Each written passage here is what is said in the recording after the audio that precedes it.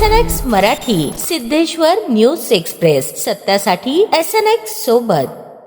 जय हनुमान तालीम संघ सारोळे तालुका मोहोळ यांच्या वतीने महाशिवरात्री निमित्त आयोजित भव्य जंगी कुस्ती स्पर्धेतील श्री सिद्धेश्वर केसरी 2026 किताब विजेते पैलवान श्रीनिवास पाथरूट तसेच आंतरराष्ट्रीय जलतरणपटू श्रावणी सूर्यवंशी यांचा गौरव करण्यात आला.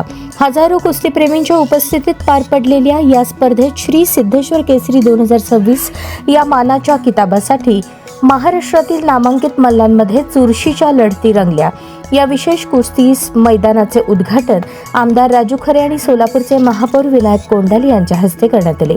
यावेळी श्री सिद्धेश्वर केसरी 2026 ट्रिपल महाराष्ट्र चॅम्पियन पैलवान श्रीनिवास पाथरूट आणि पैलवान अरमान पटेल यांच्यातील मानाचा अंतिम सामना खेळवण्यात आला.